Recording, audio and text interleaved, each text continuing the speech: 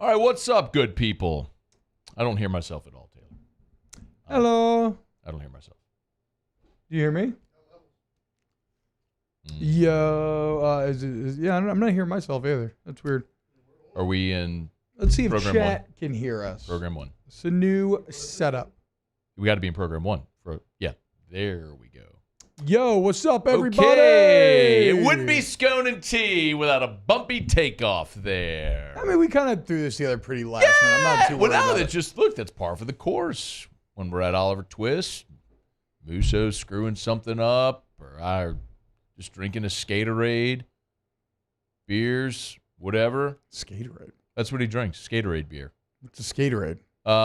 It's a craft beer, a local, just like a regular Pilsner. Okay, hell yeah.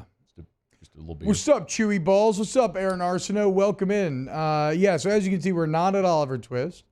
Shout out Oliver Twist. Had a very, very fun year there. It's not nearly as fun doing it this morning and not getting a drink. But we are going to continue to bring you Scone and T. I'll be doing it once a week. I think the plan's for Monday, right? That's our plan. Though I would reserve maybe, we'll see, like once you start doing something, what the timing actually works out best for. Like, for instance, we're going to do it this Monday. So here we are on Wednesday. But I've always found review shows to be much more deeply interesting than preview shows. And so mainly it'll be a breakdown of what you just witnessed the last week and then maybe a smattering of looking forward at the end. But for this week, obviously nothing to review, only things to look forward to. Very excited. Week 1 of college football kicking off about 24 hours or maybe more like 36 hours from about right now. All right, so we it's a good place to start, though, to say a big shout out to Oliver Twist. Show was there for a year and a half. Was it a year and a half? It was a long time. I mean, I know May of 2022 we were there because that's whenever I did I cut off your head with a lightsaber. Oh, that's right. Remember that? So it was before then, March-ish maybe is when we started there, April. And so then, so a good year and a half. Every Wednesday night we were at Oliver Twist doing the pod.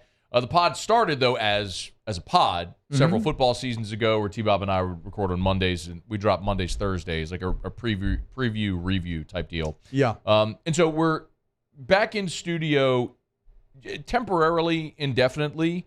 There's a lot of options for us to go back on the road. So that may happen again at some time in the near future, but we don't know when that might get done. So in the meantime, we still wanted to do the pod here as football season was cranking up, make sure that we brought you the inanity that is Scone and T. I felt a little bad about how it all happened very fast. Yes. And so for all the listeners, we didn't do a great job of communicating what the deal is. Like, it just seemed like it disappeared for a few weeks. And also that's partially because, we do a lot of shows and everything. So when one's like, hey, you could actually take a little bit of a natural break, I think it's really easy to just be like, okay, sure, yeah. Donald Murtaugh said T-Bob's liver is required moving back in studio. It's not, it's a weird thing where it is fun to drink, but like sometimes Wednesday night's not the night to get drunk, right? Especially when you tend to do stuff on Thursday and that rolls into Friday and Saturday. So whatever. The point is, my liver still has a battle on the way, on the horizon that starts this Sunday at Don Juan. I got some whiskey in my office. So not let's not get my liver out of the danger zone just yet. Give it to me. I need more whiskey. I drank all that old whiskey you gave me. Do you want me to go? I mean, I can go get it so you can open it up right now. And hell no. Why not? No.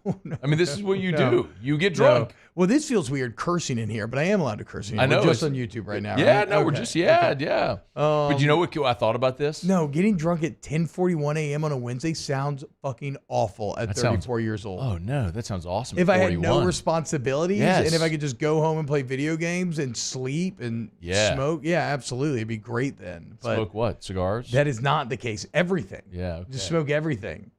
Yeah. Tobacco, weed, crack, meth. Is this how we're going to get our sponsors back? The vape shop sponsors. The vape shop. Yeah. I guess that's kind of like some LSU news a little bit. It's just sad, though. What's some LSU news? Just the Rick Gilbert thing. You talk about Gilbert. Vape and just thinking about breaking in and stealing vapes. And the videos, it's just all sad, man. You have a guy who I just hope that Rick Gilbert can get his mentals in line and somehow take advantage of that physical potential that he has, but it doesn't seem like it's going to happen. I know, man. That's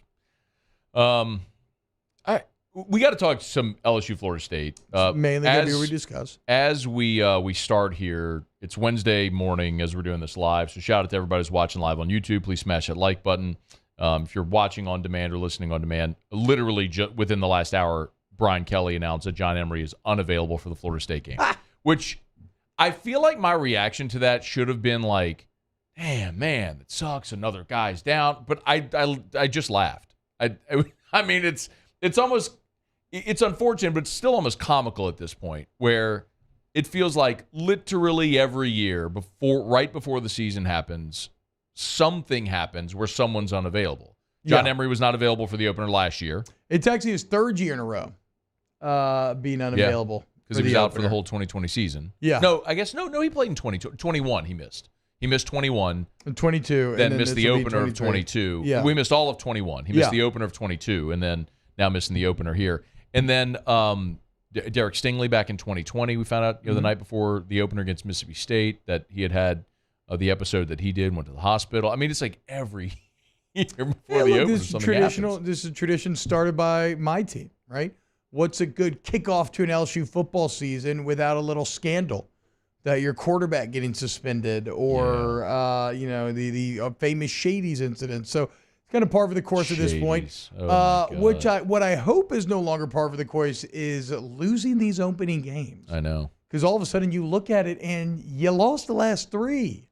You ain't won to, Georgia Southern? And then, I mean, this Sunday's going to be a fucking battle. Like, there's going to be nothing given to you this Sunday. So LSU desperately needing kind of right that ship, to change that awful tradition that seems to be taking place of bad news into a season opening loss, into then trying to recover from that season opening loss for the rest of the year. What do you think about on field the Emery situation?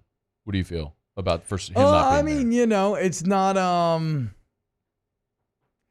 and unfortunately it's just kind of a nothing burger. Now, he's had great moments, and certainly you see the flash that made him the number one running back in the country. It tends to happen against Alabama, which in terms of winning your moments are going to show up. I think it's a pretty damn good spot for them to happen. But it was nothing ever consistent enough where I'm like, okay, that's going to be the difference in the game. Like, you take Mason Smith off the field, and I immediately started becoming uber concerned about this Florida State game. You take John Emery off the field, and it does not change my outlook on the Florida State game. That's fair. I think, one of the things I don't want to say joked about, but talked about a lot was the fact that they got 8 running backs. Yeah. It's like, that's almost a punchline. Like, 8 scholarship running backs is an inordinate amount of scholarship running backs at one position. It's like, I remember when one of those Les Miles teams, maybe like 2013 or 14, somewhere in there, they had more scholarship kickers and punters than linebackers. And they had like 19 scholarship wide receivers. It's like your recruiting classes are all ranked really high, but you just have a shitload of wide receivers you're not going to use, and you don't have any linebackers. Yes. But we started talking about positional recruiting and roster management. Yeah. So, but I mean, all throughout camp, hat tip Brian Kelly, he gives us a ton of access. Yeah. He gives the media a ton of access. Like John Emery was just consistently running out there with the third offense. I mean, it just, maybe they knew that this was a likelihood, which is why he was running third team. But honestly, man, I'd still say that their most versatile back is Logan Diggs. That Josh Williams if he's healthy, has earned every right to be the number one guy because of his versatility. He can block, he can catch, he knows he can run. We know all that stuff. Noah Cain is back and made himself into a good short yardage guy last year. It felt like with Noah Cain. They really, what I've heard about Cain from a lot of the people on staff is that he kind of worked really hard this offseason to make himself sort of less stiff, more coming off the injury at Penn State, just more flexible, a little more shifty. So maybe a little more of a versatile back with Noah Cain this year. We'll see. I know everybody's talking about the freshman as well, and Caleb Jackson was awesome in that scrimmage. He made a couple of awesome plays in that scrimmage. But Brian Kelly even said afterwards, Like, sometimes we overreact to those things. Was it the defense not tackling, or was it him making a good play? But and also with that is like that's why he's the off returner next to Aaron Anderson, right? Like he's probably not ready to consistently do the things that you need to do, all things you need to do to be a running back in the SEC. But like, you want to avoid Aaron Anderson, you kick it to Cale Jackson. Like that athleticism you saw on that run does play. Like that home run potential does potentially play. So yeah, I don't need Cale Jackson to factor into the backfield too much, I don't believe. I think we agree on Emory. It's disappointing. You'd love to see him, but it's almost like, all right, well, what did you realistically expect out of John Emory anyway? I didn't expect John Emory to have double-digit carries. I expected him, maybe they throw him a couple of passes, but the guy that you mentioned is another part of the reason why I kind of am like, it's Aaron Anderson's going to run the football as well. Like they ran the jet sweep with Malik Neighbors twice in the bowl game. Yeah. They like one of the 11-on-11 periods we got to watch in practice, not the scrimmage in Tiger Stadium, but when they went full 11-on-11. Yeah. The first play they ran was a jet sweep to Aaron Anderson, where I guess it was the shovel pass, right? So Anderson's coming in motion, shotgun, but I guess in this instance it's a completed pass. No, yeah, but, it's different statistically, but functionally, like, yeah, same thing. Yeah. So, Aaron Anderson will return punts, he will return kicks, he will catch a ball, and he will run the ball as well for LSU on Saturday. Like, you've got that shifty game breaker that you can, the queen piece on the chessboard, you can move all over in different directions. I mean, he's going to be that guy. I really think about this, T. Alabama stunk at receiver last year. They were very bad at receiver last year. Had Aaron Anderson been healthy, I think he changes that offense because they relied so heavily on Jahmyr Gibbs. Yeah. Right? And that was their Gibbs, biggest problem. He was awesome, but man, if they had Aaron Anderson a year ago, I think that Alabama offense looks dramatically different. It's a fair point. It becomes more fair, I guess, if we see Anderson, he goes out there and he is as dynamic as maybe we're talking about him being. Well, okay, this kind of dovetails then, Matt, because I wanted to get into, you could call it your 5 most important matchups come Sunday. You could call it your 5 most important aspects. We did do it on Off the Bench this morning. I give you my list, right? But that's generally how Scone and T's always worked. It's almost like a kind of a refiltering of some things that we've discussed. It sounds like, and we could even maybe frame it and make it a bit different as the 5 biggest differences from last year to this year in terms of FSU and LSU matching up. But you seem to think that Aaron Anderson will be one of those keys on Sunday? I think if you ask me my biggest, I would say there's 2 things that really come to mind for me that are the biggest, like, transcendent differences in how the game goes. Mm-hmm. Okay. One is Harold Perkins didn't play in the game last year. Yes. He played. He had 1 tackle. Yeah. That was, yes. I believe it was special teams, if I'm not mistaken. But he's a game wrecker. Yeah, he's the 4th best player in college football according to ESPN, and he didn't play last year. That alone completely changes the dynamic of the game, having him on defense. Like, losing Mason Smith sucks. There's no way around it. He is a game wrecker, and the whole is greater than the sum of the parts with respect to Mason Smith. You can't replace him with a bunch of other guys. Yeah. You don't have another one of him. But that said, I still like Mekhi Wingo and Jacoby and Guillory and Jordan Jefferson and Jalen Lee. I mean, I think they're good on the interior. Yeah, I mean, Mekhi Wingo's even separated from those other guys, but yeah, for sure. I think their front 7, like, the fact that you've got Perkins and Omar Spates, whereas you had Mike Jones and Greg Penn starting at linebacker last year. Your starting secondary, as much as we've talked about this year, T, in that game last year, was Colby Richardson and Mekhi Garner were your starting corners in that game. Yeah. I mean, Brian Kelly couldn't remember the kid's name, kept calling him Cody Dickerson. So, and Florida State put up 24 points in that game. Like, they couldn't run the ball. Trey Benson couldn't run the ball. You completely bottled up Trey Benson. Defense, you did bottle up Trey Benson, which is pretty crazy because that's again going to be one of the challenges. The LSU defense had a dominant second half. Shaky start, really dominant. Remember, they couldn't get off the field on 3rd down at first. It was like 9-10. They finished 11-17. So, yeah, dominant ending. So, as much as we've talked, though, about LSU secondary and the concerns, and I get all that, for me, I think the biggest difference and what needs to be there for LSU, which we're all talking about, I think, where our fear lies, and man, what if the secondary isn't good? Can we talk about what LSU's offense is going to look like? I mean, do you realize that? So that's your second biggest difference. It might even be, for me, my biggest, because, I don't even care that LSU's defense might be shaky in the secondary. I think LSU's going to go score 35 or 40 points in this game. It's interesting. And we're actually right in line with one another. Okay. I mean, I think LSU goes, even if Florida State scores 27-31, I still think LSU wins. LSU could win a 34-31 game. I could completely see that being close. But I look at LSU's offense. Like, do you remember the first play of the game last year? The Keyshawn play where he had the chance to... That was the second play of the game. The first play of the game was complete jailbreak by Florida State, and Jaden Daniels just takes off and runs for 25 yards around left end. Oh, that's right. It was like, oh, shit, everything's breaking down, run, which was basically the offense for the first half of the season. Mm-hmm. Like, you have an offensive line that is not only stable, but I think is going to be really good. Well, that's really where, like, okay, so Perkins, like you said, a massive difference. You had somebody who accounted for literal multiple wins last year. As big or arguably bigger, maybe because of the position, is the improvement in the offensive line from last year. Will Campbell graded at a 40%, like a 46 last year in this game. That ain't first game, this kid. year. Good luck with Jared Verse. Yeah, exactly, right? Which we now know like is an absurd thing to ask him to do. But he's now consistently like pass blocking Harold Perkins on a daily basis, right? Like, so him and Emory, you didn't even have Emory Jones in that game. Yep. Garrett Gallagher graded very well at center, but he's not your center. So like, and he airmailed a snap on the first possession when you were inside the 10. Do you remember that? Oh yeah, he did.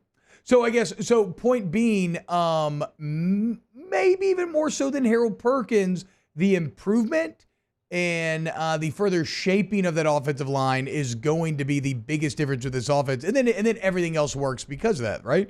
Then you set up the running backs, you set up Dan's, you set up these very good receivers to hopefully be more explosive, take more advantage, and put up 35 points like Matt's saying. One of the reasons I'm sold on this LSU team is, and I mean, T, I've publicly said this, I'll say it here, this is a little bit going on the limb, but I do think LSU, I'm picking them to win the national championship this year. Oh, wow. Somebody's got to win it. It's and weird the easy because... thing is to say, 10-2. It's the easy, it's what we all would have done in 2019 as well. I think they'll be better, they'll go 10-2. But ultimately, where my biggest conviction lies is the fact that I think this is an absolute dog shit year at quarterback in the SEC. Yeah. And I think LSU's got the best one. LSU's got the best one. They got a great offensive line. They got skill guys all over on the offense. I think Mason Taylor's poised for a monster year. And I think at the line of scrimmage, LSU is going to be really fucking good on both lines of scrimmage. Yes, they have questions in the secondary. I think they've got some really good athletes. J.K. Johnson will come back from injury at some point and factor in. Maybe Denver Harris gets better. I don't know. Maybe it's Ashton Stamps having to step up. Look, Derek Stingley started as a true freshman on the 2019 team. Now, that's Derek Stingley. Mm-hmm. But I guess my point is everybody has questions. I think LSU has the fewest questions against the most manageable schedule. They got a guy who started every game of his career at quarterback. It's a fifth-year starter who will have started every game of his college career at quarterback. Yeah. Like, it's... I have major questions about Alabama, I think LSU could beat Georgia. So where do you think some of the...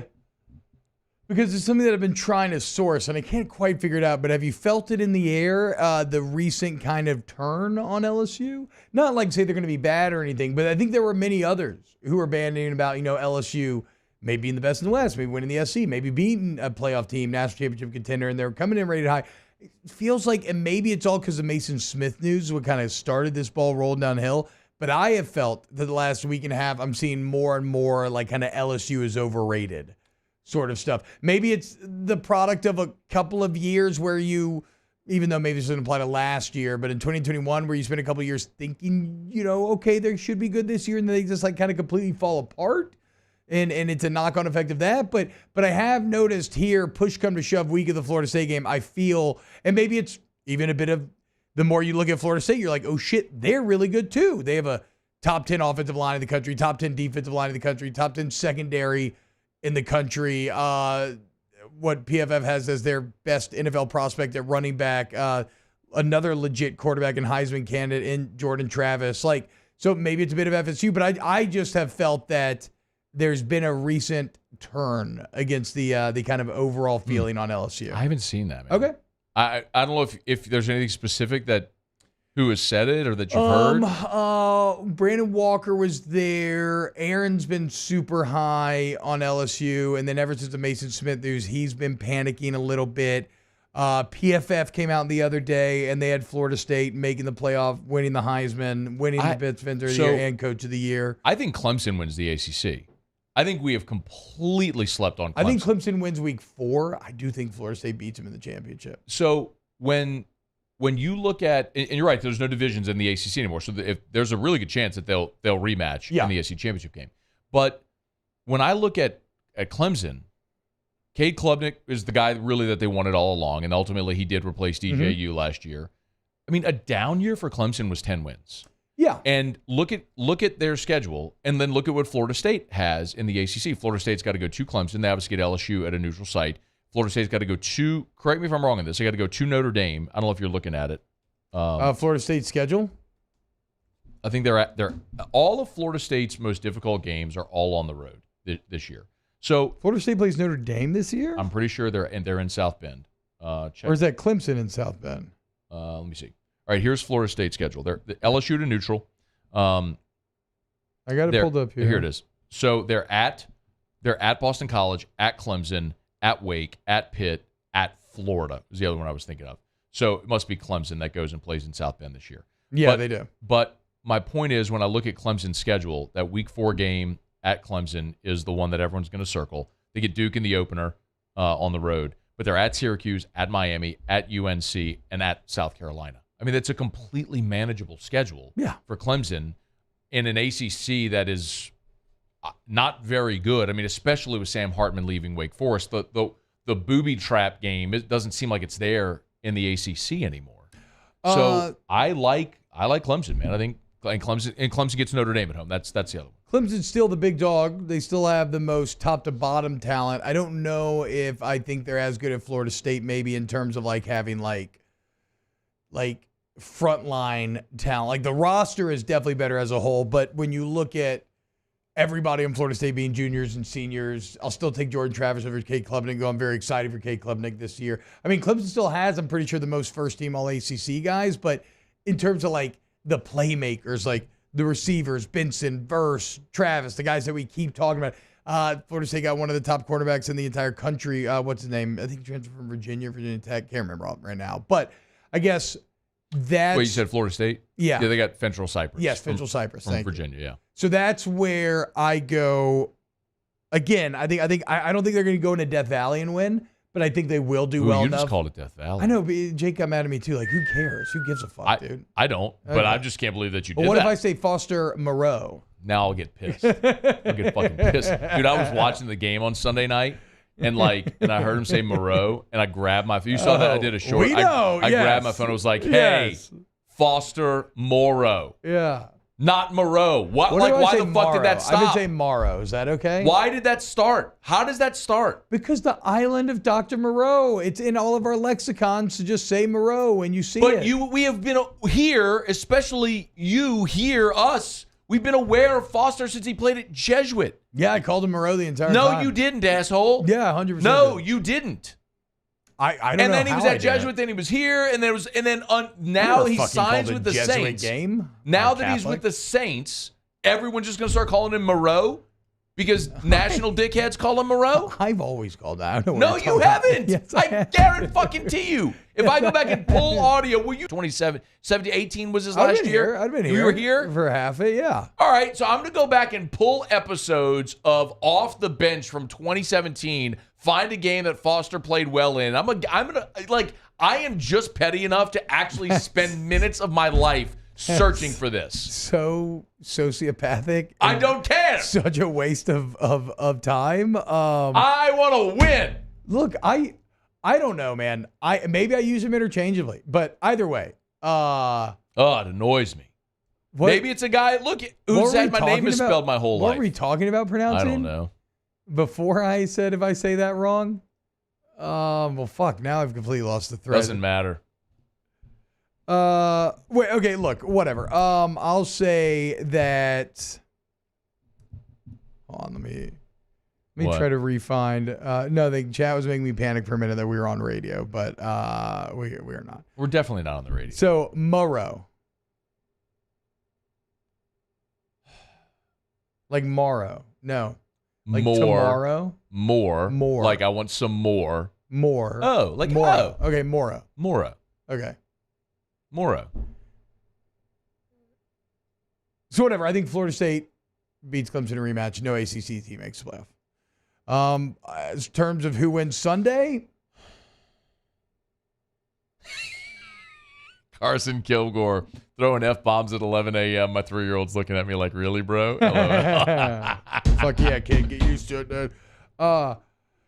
In terms of who wins Sunday, I mean, I'll ride with LSU. I think I'm just like, again, I think I'm just kind of, I'm trying to, but I feel a hesitance that Bro, you comes scared, dog. from. You scared like you were scared against Oregon. It's a No, 2011 no, Oregon no, feeling. it's not. No, it's not. I'm scared against Oregon. What the fuck are you talking about? We beat the fuck out of Oregon. It's not. It's But not a all the build up to that thing. game was, it's top 5. It's the blur Yeah. offense. It's Chip Kelly. Yeah.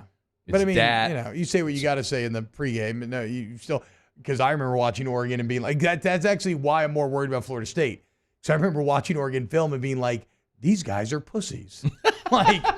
like they sit back on their heels and stand straight up. I'm like, this is the front seven? That's like, so are you good. fucking kidding me? And That's lo and so behold, good. we treated them like that. I know, so it's so good. So the problem is that's not Florida State.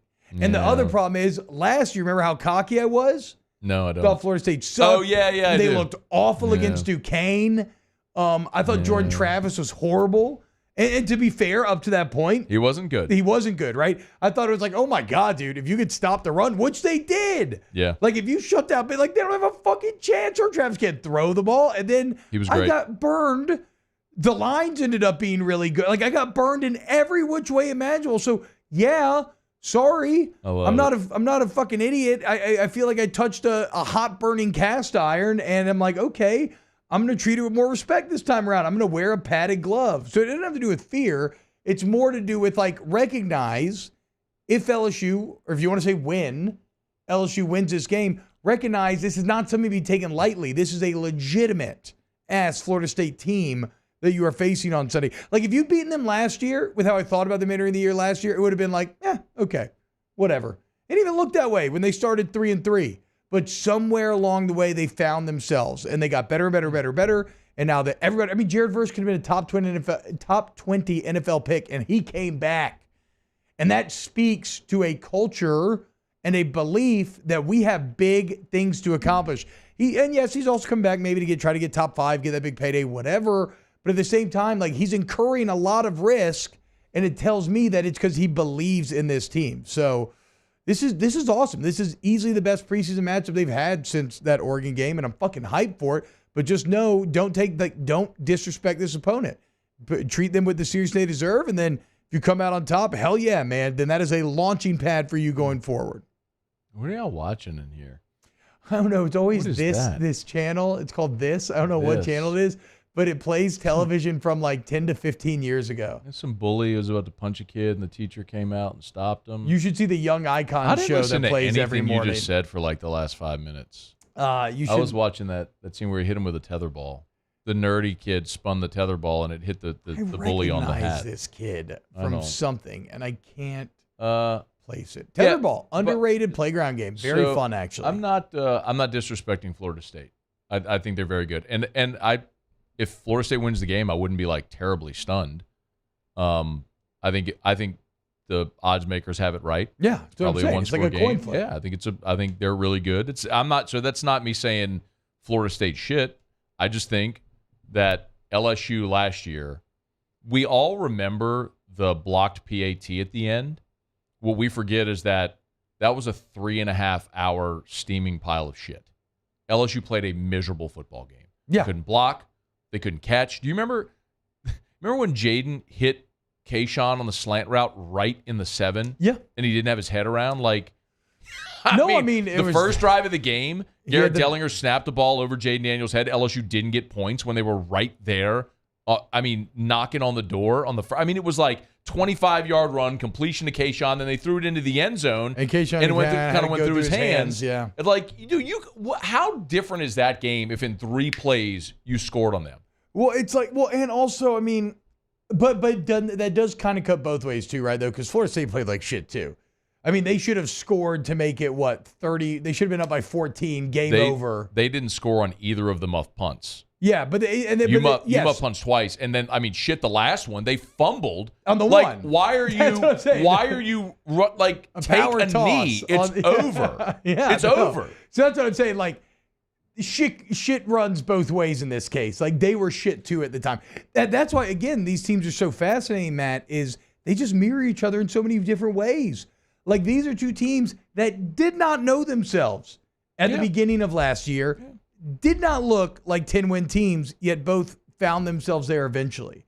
So kind of a fascinating growth of journey for both squads. And now it's like, okay, now it's like a rematch, but both guys, instead of being these skinny little pipsqueaks, they've been hitting the gym all off season. Yeah. Fucking muscles, corded up, oiled up, ready to go, looking good this year. And I can't wait to see it, man. Got a fucking I think it's going to do 10 milli. Look at that. God, what is he from? Damn it. The kid's got a tarantula. He's holding a giant spider in his hand. I think there's no way I would do that. There's no way I would ever do that. You got to be kidding me. Old tarantula. Tarantulas seem pretty chill as long as they don't bite you. No way. You get bit by a tarantula, you're dead like in a second. No, I don't think that's true. That is way true. That is definitely You just true. immediately die. No. Yes, you do. You get bit by a tarantula, you immediately drop dead. That's a fact. I saw it in arachnophobia when I was a kid. You die immediately. When I was a little kid, the cannon got bit by a black widow. Oh. And instead of going straight to the hospital and cut off, we drove all the way to Toledo Bend. Like a 5 or 6, 7 hours because he wanted to. I don't know. And he was just losing his mind in the car. He was hallucinating. He was in horrible pain. We finally get him to a hospital, and they're like, well, the good news is if you would have died, you would have died a while ago. So you're not going to die, but you're in for probably about 16 more hours of just awful pain. Oh. Or like 12 more hours. Because it was all in his bloodstream at that point. It's like you just got to pass it. Yeah, I can't remember if he even got the antivenom or not. Did he put on a tourniquet or something? No, he got bit in the back. Oh. And he just that's tough. 8 to 12 hours later, he was doing something, outside, and he slapped it. He thought it was like a wasp or something. And 8 to 12 hours later, wakes up, sweating, feeling awful. Realizes, no, it was probably a spider bite, but instead of going to the hospital and cut off, I don't know, wanted to get up north, I guess, because that's where we're going. What a dude. I thought it freaked me out. My sisters thought it was hilarious. We have this great home video. I'm crying the entire time, Dad's going to die. And he's like, I'm Spider-Man. Why in the world? My sisters are just messing with me, if you die, can I get this? Blah, blah, blah. Who thought to break out the video camera? I don't know. This is pre-cell phone, I would imagine. Yeah, my older sisters. Let's go get the Magnavox camcorder that you put on your shoulder, and you're like. The only thing keeping me sane, I was playing Tony Hawk Pro Skater 2 on the Game Boy Advance, and that was keeping me from losing my mind. Maybe it was Tony Hawk 1. I can't remember exactly, but Cajun Cannon tried to become Spider-Man and found out. Stressing out. I thought he was gonna die. It was awful. But it's one of those all-time family home videos. Oh man. But the point is. Yes. So look at that. Bobby Hotep says tarantula venom only causes pain and necrosis. So there you go, dude. Not true at all. You're wrong. There you go, You're wrong, dude. Bobby. I watched Arachnophobia when I was a kid. Is it a David Arquette joint? I think that's why John Candy was in it. Is that Eight-Legged Freaks? It's Eight-Legged Freaks. Okay, never mind. That was John Candy was in that. Not John Candy. John Goodman was in that. Fiercely. Oh shit, I'm dying. We have to get to Toledo Bend now. Yeah, I mean, basically, yeah. Kind of. Oh, man. And I'm sitting here stressing, dude. Stressing. Nobody else cared. My little brother was too young to even know what was going on. We got whiskey and wine on Sunday. Oh, yeah, Are you excited? dude. Are you excited kidding to be me? back? It's like my happy place. Don Juan, smoking, drinking, hanging, watching football. We've had some low moments. Had some very high moments there. Yes. And I will say this. The pain, last year, Florida State, maybe the lowest moment. Really? Maybe the only lowest, one. Well, maybe the only one that would have been lower that we've been there was when Kentucky just smashed you in 20. But that was also like, That's 21. 21. You just got your ass kicked. That was what it was. The Ole Miss game too. But for it to go down in the way that it did against Florida State, to get all the way there. Oh yeah. You line up the extra point, you have it, and then I could hear oh my God, why am I blanking? Jim Henderson. No, how could he do this?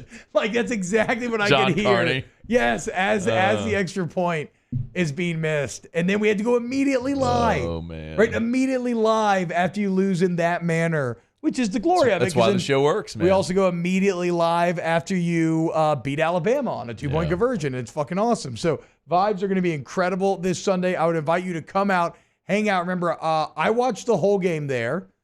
Matt normally comes at around halftime, and Matt's normally a little more like locked in, diagramming plays and everything. So, but we'll be hanging out, drinking, having a good time if you want to come chill. But I got to keep the train on the tracks, man. No, I agree.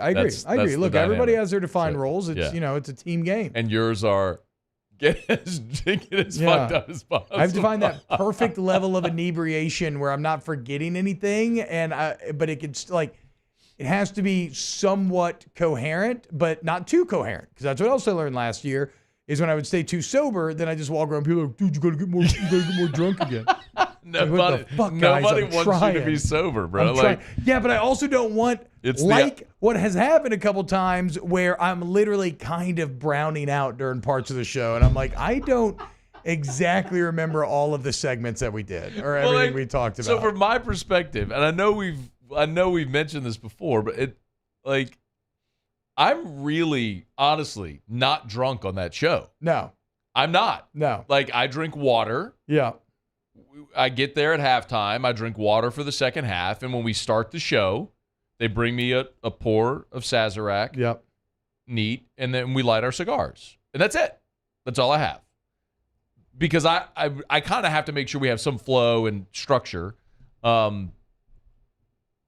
But there's so many times where I'm like, we just talked about that. I don't know what to tell you. So when you're like, you browned out, I'm like, yeah, that plays. That's what I'm saying. Yeah, you've asked me that 3 times But then, when I now. did try to back that off, then it was like, that's when everybody's like, get more drunk I know. again. Everybody got super pissed at you. Sheesh. All right, you want to do some questions? I got to go on Chuck Oliver's show in 15 minutes. I got to go too. Yeah. You want to do some questions? Yes, Or do you want to just talk about the SEC slate? Or do you want to do questions? Nebraska, Minnesota. I got the Gophers. Bro, have you? Okay, so why though? Because the more I read, so I entered. I was talking about this. I'm on just the trying to show fuck this with morning. you. Okay, so I was talking about this on the show this morning. I entered my Nebraska Minnesota research yesterday, fully expecting to come out and be like, okay, Minnesota's going to win this game. Yeah. And there's some elements. It's at home, sold out, gold out. I believe PJ Fleck, but better coach, better tradition. They lose. Better uniforms. Okay, well, better stadium. Now you're just trolling. But they lose. Minnesota won back-to-back titles in the 30s or whatever it was. That's true, pre-AP. Yeah. But no, okay, but Minnesota didn't just lose Muhammad Ibrahim, but that is their all-time leading rusher, right? All-American running back. They lost Tanner Morgan, their quarterback started forever. They lost their All-American sixth-year center, who's been like that. So okay, that's through the middle. Massive. They lose 3 of 5 in their secondary. 2 to the NFL. Is a very good secondary last year. Then you look at the series, Matt. The last 3 games have only been decided by 7 points because, of course, whatever. I'll sum it all up with this. They lost a lot of their stars, a lot of their main production. Nebraska, and at the end of the day, it's like Beer Fest. I said it this morning. In the movie Beer Fest, they reveal at one time, Team America does, hey, guess what?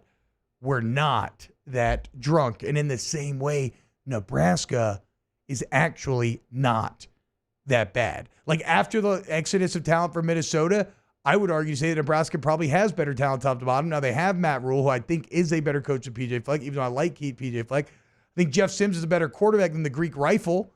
So, yeah, man, I like Nebraska to win this game. Statement. I'm stunned. And it's biased, sure. But my point is, like, my plan was saying, I think Minnesota wins. But fuck that. Go Nebraska. I actually legitimately think Nebraska wins this game now. Minnesota by 30. Huh. Okay. All right, Florida, Utah. Give me the Utes. I think Cam Ryan's going to play. I have no inside info. I just can't fathom that he wouldn't play. I thought so too. Everybody's acting like he's not going to play. Injury in the bowl game, but give me Utah. Missouri, South Dakota. Who cares? Tennessee's playing Virginia. I saw a ranking like it's just going to be like how good do we feel about Joe Milton? It's going to be like a Sam Hartman Navy thing.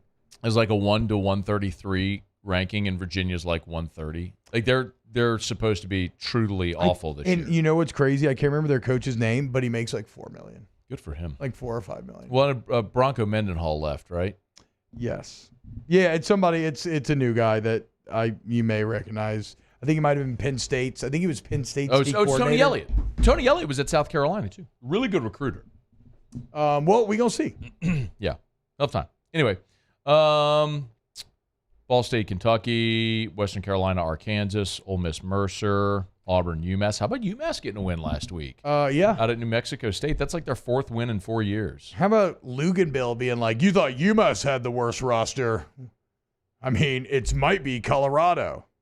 And then he goes on to say, now I know they have 2 NFL cornerbacks and a great quarterback, but I'm like, well, that's a hell of a butt. Yeah. Right after say worst roster. But whatever. Colorado's probably not going to win. Colorado over 4.5. Well, that's what it started at. I bet that way early on. It immediately became one of the most bet unders in the country, and it's now down to 3.5.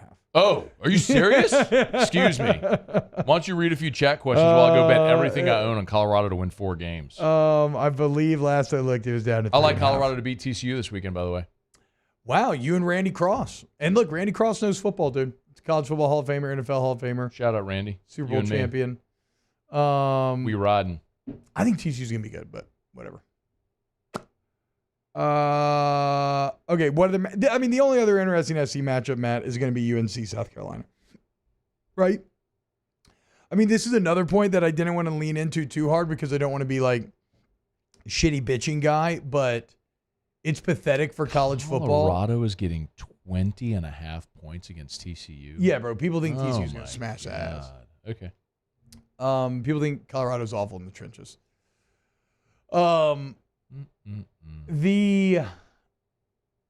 The week 1 college slate is actually garbage. Yeah, especially considering there's no college, there's no NFL to compete against. It's fucking pathetic. It's unacceptable. Especially when we live in a day and age where TV rules all of college football. For this to be the week 1 product, like I don't know who needs to be punished, but somebody needs to suffer. Yes, right? Unacceptable. I want to tar and feather someone. When's the last time we had a good public tarring and feathering? And I apologize if the last time was something serious and sad. I'm thinking more like revolutionary times where everybody's dead, so it doesn't matter. For sure. That's what I was thinking. Yeah. Like the tax collectors are coming. That's the joke I'm trying to make here. The T-tax and all, and so you tar the tax. That's what I was thinking. Let's get Greg Sankey and drop a bunch of boiling tar on him. And really, chicken feathers. I mean, it is kind of fucked up. I mean, it's dangerous. Like as a kid, you're like, oh, that doesn't seem too bad. No, that's 3rd-degree burns. You're probably dead. Colorado, 3.5. 3.5, bro. 3.5? I know. Should I bet another 100 on 3.5, try to offset the potential loss of my 4.5? I mean, I am smashing this right now. Excuse me, I'll go deposit some money in my account. I am smashing Colorado over 3.5. Droopy Balls, ask Scone And T, what's Nebraska's ceiling during Rule's head coach tenure? I don't know about ceiling. It's tough to see them breaking into the big 3. Maybe like Penn State. Maybe like where Penn State's operated the last couple of years. I mean, we did see Michigan State make a playoff appearance. Yeah. So, I mean, you can be shitty and make a playoff appearance out of a shitty league. That's true. Colorado made a playoff appearance. So, I mean, I wouldn't rule that out.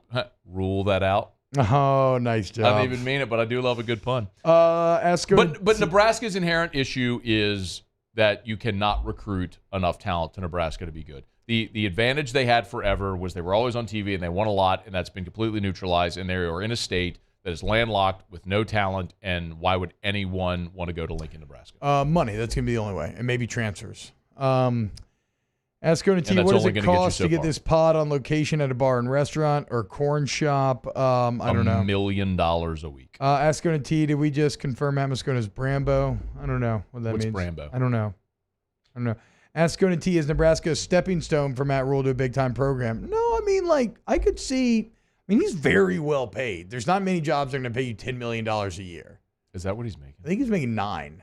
He's making 8 or 9. So Here's the one thing that I would say is if he wins enough there, but does hit that glass ceiling, you could have a Lincoln Riley, Brian Kelly situation where he would leave for one of literally just a handful of jobs where you actually have a chance to win a natty. Like if, let's say Matt Rule wins for the next 7 years at Nebraska and then Brian Kelly retires, could LSU make a play for Matt Rule? Like that would be sensible. I'm not playing with the fidget spinner. I'm playing with a little tiny John Deere that Sunshine Equipment gave Matt to give to me. Which I'm going to give to my son, which is nice because one time I said fuck Sunshine Equipment on the show. Which I don't know, dude. I'm just getting these jokes off. I was just trying to shit on Matt's good time because he said they were a new live sponsor. It was just a joke. And so they were like, they love T-Bob. So my guy Rooney was like, hey, give this to T-Bob. Actually, quality little toy there. Yeah, it's high quality stuff. Yeah, it's got Great like a metal cast body with nice rubber wheels. Spins nicely. Ask Scone And T, you going to grab a bottle of the Maker's Mart Cellar Age? Matt Rule 5.55 a year. Okay, 5.5. I thought no. Oh, it increases by $1 million annually to get to 8.5. Yes, a little bit of is offset because he's still making that Panther money, dog. So he didn't need a ton up front. But not many schools are going to pay 8.5 for a coach right now. Well, Michigan State did. Any more? Why is my back hurting? I don't know. Backaches suck. What the heck, man? Oh, it's because I haven't been seeing Crystal. You need to go see her. I got to go back to Restored Motion. Crystal Poche, thank you. Shout out. When was the last time you saw her? A few weeks ago. I didn't have the schedule during the summer, but now that football, that is one thing. I'm so looking forward to routine. I'm looking forward to being back in routine. Droopy Ball says, Tiny John Deere for Tiny Hands T-Bob. I hate that you're right, but we'll allow it because that actually plays. That's pretty good. So who said? Oh, Brambo thinks Colorado's going 7-5. Brambo's always in the chat. I didn't understand how it connected though. Hashtag Ask Scone And T, what bug would you want to bite you to gain its superpowers? I mean, I've always thought ants are pretty badass. Oh no, fuck that. No. Dragonfly. We talked about this the other day. Fastest flyers in the insect world can travel 100 body lengths in a second. I see if you're an insect, people are just always trying to kill you. I'm not down. No. You get bit by an insect and you gain their powers. You're human, like a Spider-Man. You're human, but you gain those insects' powers. Yeah, Spider-Man then. Who's producing the show? Taylor Sharp. What's up, Taylor? Hell what yeah, up, dog? dude. We actually should get Taylor in here. One thing I love about having Taylor on OTB is the man's got takes on takes on takes. Taylor has takes. I walk into the door at 6 a.m. and just get assaulted with, like, he barely gets a hello in before I'm being told something about, I don't know, Darius Mims or somebody that I don't really know about because I don't pay attention to fantasy football. I don't think his mic's on. He would have to, yeah. Taylor, put your mic on. Give us a prediction for Sunday. What do you think? All right, here we go.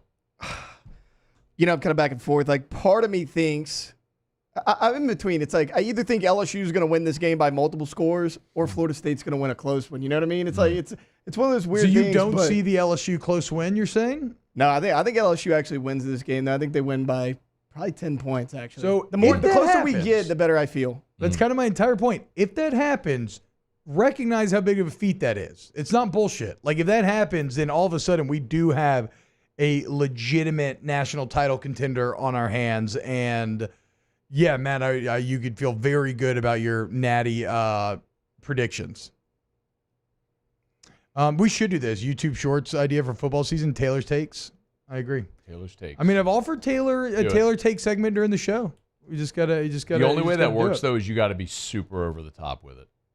Yeah, I mean, if you're gonna do something like that, you just got to be like whatever you would normally be, and then super hot take. Drink a gallon of coffee, and it doesn't even necessarily have to be the take. Like, it would have to be a hot take for sure. Yeah. But how you would deliver it would have to be so over the top for it to work like that.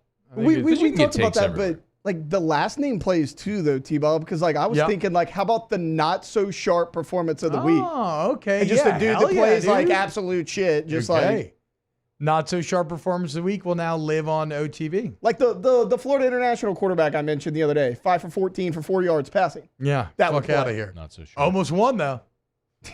Almost beat them dogs, man. You could have a sharp, like a blade, like a ching sound effect. There you go. See, boys, now we're cooking. Yeah. All right. I think that's going to do it for today. But yeah, I got to go. We're glad to be back, man. And again, I think the plan right now is for this show to be on Mondays. As long as you don't back out again. We'll see. Yeah. I mean, who was ready to do it on Monday? Me. I was too, but I had to move some stuff around, you know. And then what else was I going to say? Oh, and then Sunday, come out to Don Juan, y'all. It'll be a ton of fun. Don Juan. Cigar. As stupid as it is, it works. People remember it. Fuck Florida State. Go Tigers. Fucking losers. That's right.